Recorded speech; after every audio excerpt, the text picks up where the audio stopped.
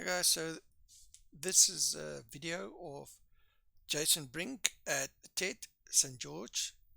I think it was in April, and I'd just like to go through it and chat a little bit about it. So let's get into it. Let's see.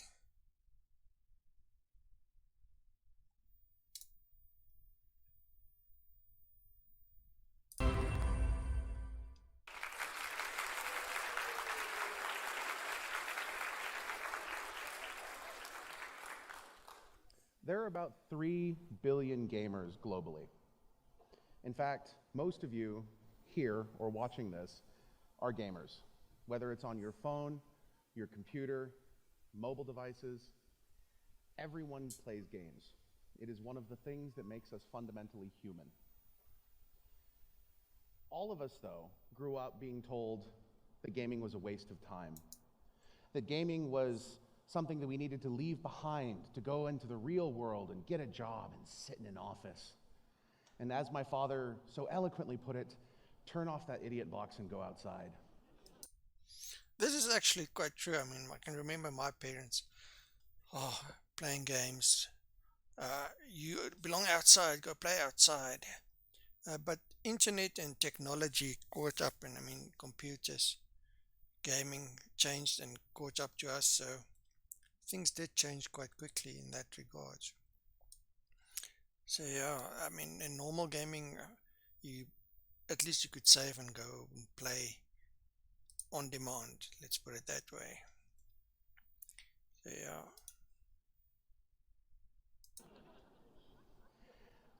But today, with play and earn and play to own gaming, you can actually earn a living from playing video games.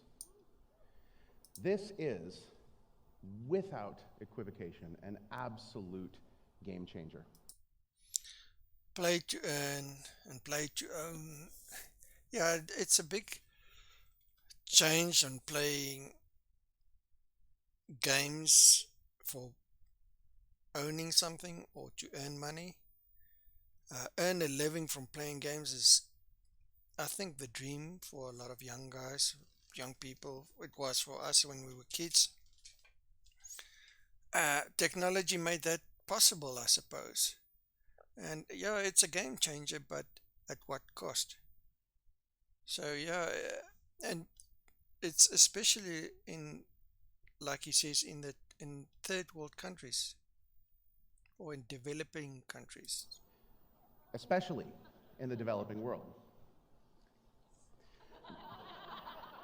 Now, for me, making a difference in the developing world is something that became a mandate, personally, after my experiences in Haiti. In 2010, amid the dust and rubble of what was then, and unfortunately still is, post-earthquake Port-au-Prince, I experienced and saw amazing tales of human tragedy. And it wasn't just the children living in tent cities who were orphans because their parents were still buried under rubble somewhere. It wasn't just the mother trying to feed her children when there was no food available. It wasn't just the person who gave birth to twins who lived for only 5 minutes because she had only had one meal a week for the last 2 months of her pregnancy. Yeah, I think all those tragedies have people looking at alternatives, and it opens the mind to something more, something other than the normal. So yeah, the tragedies is that's never nice. Was that the entire situation, from beginning to end, was entirely unnecessary and broken. While there were governmental agencies and NGOs working in Port-au-Prince at the time, very little aid was actually making it to the people on the street who needed it the most. At every step of the process, aid was, filtering out. There was a leaky aid pipeline. This informed my work in the creation of what I termed the aid dollar, which was designed to be a solution to fix the leaky aid pipeline.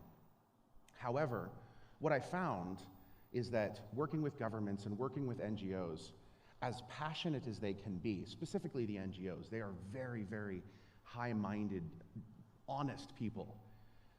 It's almost impossible to make any traction, to make a real difference, because they don't move quickly enough. Every step would be blocked by bureaucracy or slowed down. And the people who really, really needed help can't afford to have those sorts of slowdowns. This is all true, but I think he's taking it very cautious not to actually include or mention corruption, especially third world or developing countries, where corruption is out of control.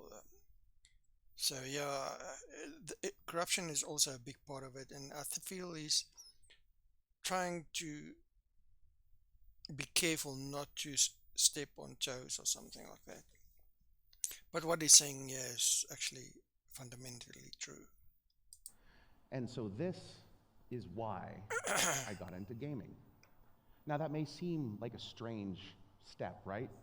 But the idea is in gaming you have economies. You have these amazing balanced economies that are built to support a game ecosystem.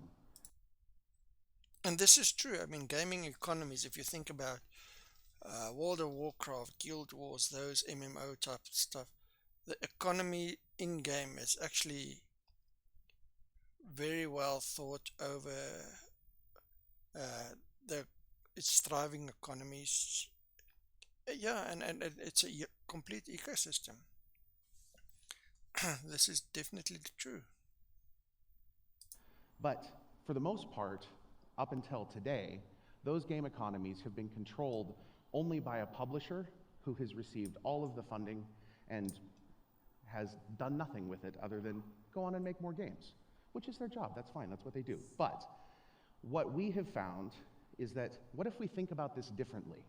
What if we change the way that we think about gaming? What if we make it so that what people pay into a game gets taken out by somebody else who needs it? This transforms the industry in very, very major ways. What gets paid into a game gets taken out by someone else who needs it. This is, I think, the fundamental basics of any play to earn system or play to own or any crypto based gaming that will ever exist in the future. Somebody has got to give money for anybody to earn money. The money can't just fall out of the trees, and it's got to come from somewhere, and there must be an ecosystem developed into that.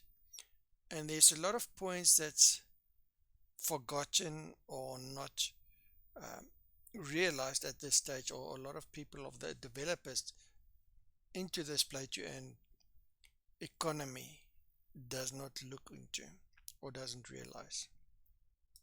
Now, many of you have paid for items inside of video games. Okay, you may have, bought a gun or a skin or, some sort of special weapon.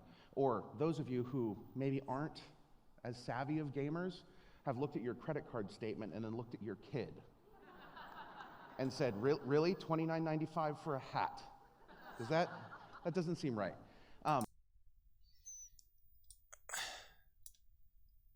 $29.95 for a hat. You see, this is where things get out of control, I think.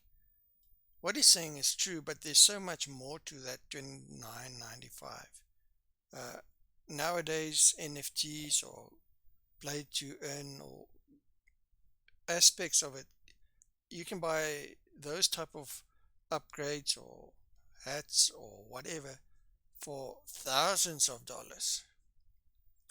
And that is a big problem, especially in a case where you start looking or actually seeing a third world or a developing country as benefiting from this more than, let's say, a first world country. but there's obstacles around that also. So yeah, I'll get you all those. All of you know the pain of paying for something and getting absolutely nothing in return. This is why at Gala Games we have changed this. We have built a play to earn and play and earn and play to own gaming ecosystem. It works like this. So they've built at Gala a play to earn, and play to earn ecosystem. So Gala is definitely taking a big step forward in this, but I think there's still lots to be done. But let's hear what he's saying. You have two players. One player, often somebody in the developed world with plenty of extra money to burn, wants to pay their way through a game. They want to have the premier gaming experience, but maybe they don't have time.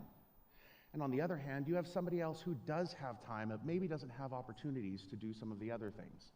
This person can get into a game, can play, can level up characters, they can become a crafter of potions or a skilled blacksmith, and they can create an item, put that item on the blockchain, and sell it to this person over here who is happy to buy it. This has facilitated a seamless transfer of wealth from one person to the other. And this makes a real difference. There are... Okay, so he's basically talking about the economy, the gaming economy that we touched on, or he touched on earlier. And this is true. It's nothing new. It's always been there, but within a certain game. So, and this was why I'd say the restrictions, or where gaming basically fell apart, in the sense that that economy was for that game specific.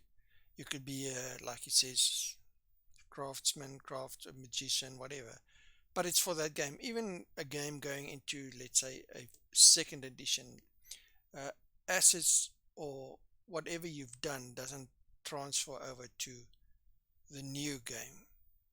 So yeah, that's always been there. It's just opportunity now is taking that to a bigger scale. So many stories I could share about how this has changed people's lives, some of who are even potentially watching this right now. But there are three that I'd like to focus on.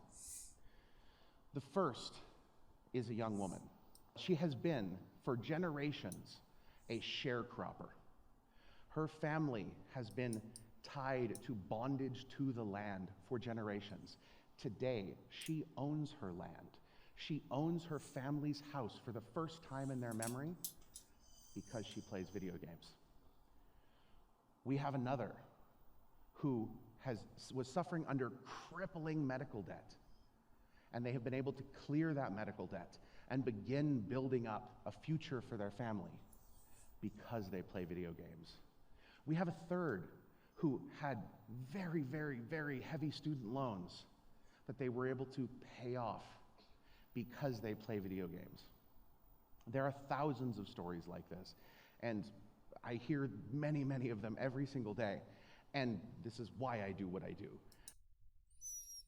So some of many great stories. That's so true. There's so many successes around that, but he almost downplays the other side.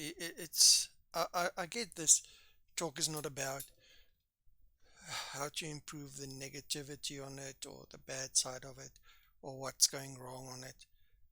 But I feel for every success story, there's multiple unsuccessful endeavors that went wrong for many reasons.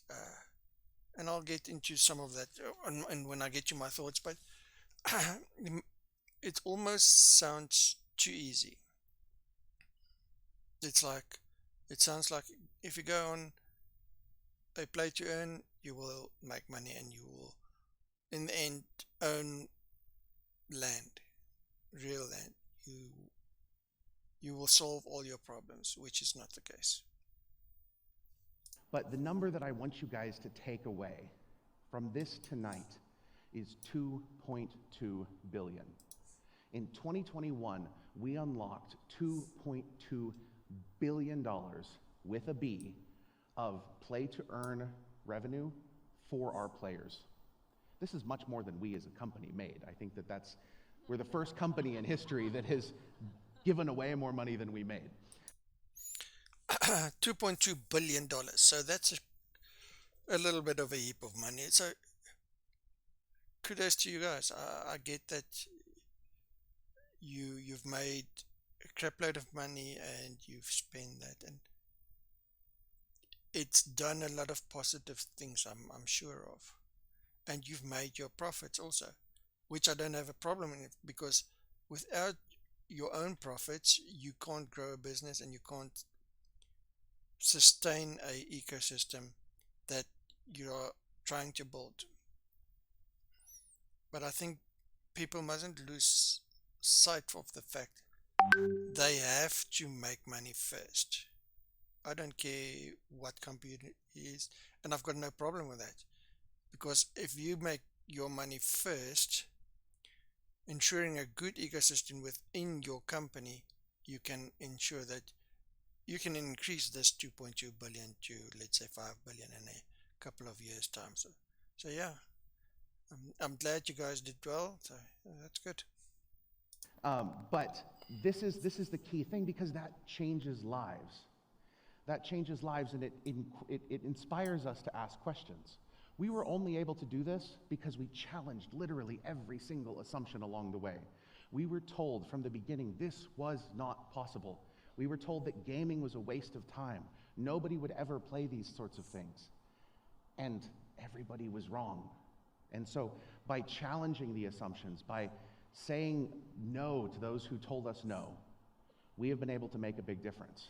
But there's still several unanswered questions. What if you could get paid to listen to music? What about watching a movie? Wouldn't it be nice to get a little bit of money for your exercise? Thank you very much. Okay, so it wasn't a long speech, and I don't think the intention of the speech was to educate everybody about everything in this space. But there's a couple of things that people need to realize, and the reason I'm doing this video especially is because people think they've heard play to earn and play to earn, and now it's easy money, and this is not the case. He got it right when he said everybody said it can't be done, and it's still not out of the woods. I think a lot of people still say it. Otherwise every single mainstream game developer would have been on this already. The opportunities is there, yes. There's still a lot to be done. There's a lot of education still needs to be done. But I want to talk about something else. And then he mentioned about, especially for the advantages for developing or third world countries. And what a lot of people don't realize, sorry about the dog there. What a lot of people don't realize is exactly what it's like in a third world country, or in a country where you don't have the access to play these games. So yeah, I just want to break that down for the people on the other side a little bit, and maybe for Jason as well. Maybe I don't think it fully comprehends the scenario. Imagine we're talking about a hat of $29.95. Now, in our country, we have a exchange rate of 15 to 1. So having to buy that hat will cost me $450, well, rand in our case. So I'm from South Africa. So that's 450. That excludes any gas fees. That might even be more than that. So that might even double that. That for us becomes a lot of money.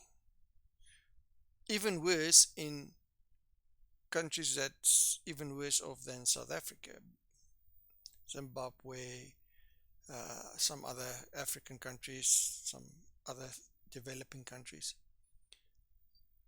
It's astronomically more difficult to spend that money to obtain something. Then we've got problem with internet access. Internet access in these countries is most of the time very expensive and very bad. Either no internet or very bad internet. Accessing funds or just getting money to pay for something. Let's keep it simple. Let's just do the Gala Gold, $50 just to become a Gala member. I get they need that because without that income they can't build their ecosystem. But for a person to benefit for play to earn to get that $50, in my case, we're looking at almost 1,000 rand, which is a lot of money in our currency. If you're looking at Zimbabwe, you start talking about millions of Zimbabwean dollars. That's a country where at one stage they weren't allowed to draw more than 20 Zimbabwe or dollars from an actual bank per day. Yeah, so then having equipment, right, computers, phones, stuff that can play these games, that's another problem. So to play this, you need semi-decent or half-decent. We're not even talking high-end stuff. Again, costing crap loads of money. So then we're talking, let's say you get past all that, then you've got to compete with first world countries where they've got fast internet, almost no ping. Where have you played it, let's say a game where your ping is now 2 or 3 seconds applause instead of 0.0 milliseconds. I mean, you're looking at that kind of stuff. You're looking at then you've got to deal even more with pay to win. I mean, get Townstar for argument's sake. Yeah, get a decent NFT, improves your odds of getting into the higher ranks for the competition, or we're not even going to talk about all the other stuff, but playing to earn or playing competition, you can't expect a person from a developing country to go buy a NFT to give him a proper chance in a competition with $750. You're looking at over 10,000 rand in my country alone. That is double or 3 times what a lot of the people earn a month. Some of these NFTs are sold for what houses are sold for in our countries. Then you're talking about, even if you do win, withdrawing those money, you've got to. I know of people in South Africa that they've played the competition in Gala, at least Gala's Townstar competition. You don't need to own a NFT to participate and win something, but they've won. I know of people, they've won $50 in Townstar competitions, but they can't access that. There's no access to those money because they don't have the gas fee to get into that wallet to withdraw that winnings. And by the time they get to a point where they can withdraw that into their bank account, that $50 is now less than $10 in any case. Then you get competitions where the prize money, let's say $6. It's a good thing the competition is there. It builds up for a lot of people, but it's not always okay. Now the $6, yes, that might be what a person in Zimbabwe earns per day, but it doesn't help him earning that because he doesn't have the funds to actually just get hold of it or withdraw it. And in the other, and almost the biggest problem of it all is people don't understand the crypto market, the bull and bear markets. They do not understand that when it's a bull market, everything's nice, everything's lacquer. You just make money. If you win, it's good money, it's easy to withdraw, whatever. And they don't understand that in a bear market, what used to be worth $100 is now worth $1. People don't understand it. I don't get in another games. I won't mention the games where they buy a NFT at and they pay hundreds of dollars for it. And come the bear market, that object is now worth not even $1. Now, so you talked about the great stories. There's people that they don't get that great stories, or when they invest, they lose. Somebody else, and most of the time in first world countries, benefit from that. So I get his mission and I'm happy he's trying to get a solution to that, but there's still a way more to be done, and that they need to realize for that. That's why I don't get why the Townstar competitions is not based on what NFTs you earn. At least give the people some chance to win something. Giving 6 people on a server the opportunity to win $4,500, that's a year worth of money for some people in some countries, which by the way, you won't win. That was to run a computer for 24/7 for a whole month almost, or no, 2 weeks. Let's put it 2 weeks. It's impossible. Sorry to say that. You won't win. You won't have internet connection that long. I'm living in South Africa at the moment as I'm talking. We have what's called load shedding, where our power is cut 3 times a day at least at the current state for 2 hours, 2 to 4 hours at a time. So how do I compete in Townstar, for argument's sake, if I don't have a backup system?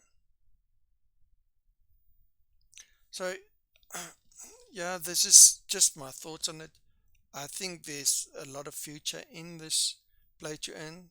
I think there's a lot that needs to be done still, and I think Gala is maybe going in the right direction, but I feel that maybe they don't know or realize everything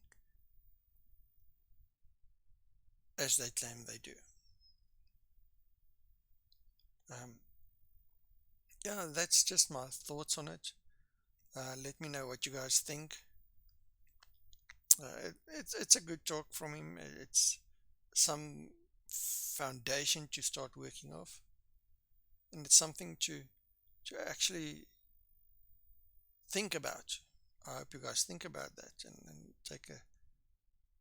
take some constructive criticism and take it from there, and just realize it's not as easy for you guys to, or for anybody in a developing country just to come in and earn on play to earn games. It's not that simple, and the odds is a lot more lose money. Another thing I almost forgot to mention is we're not even talking about the scammers out there. The third world country people or developing country people gets scammed so much more than the first world countries, just because of no education. People don't have the education in this space to know, don't trust everybody, don't listen to that.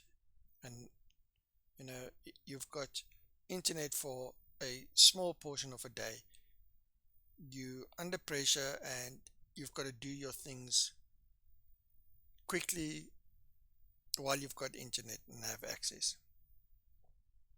Any case, that's my rant, guys. uh, Great talk. I love Gala. I think they're going in the right direction, and thank you for watching. Like and subscribe.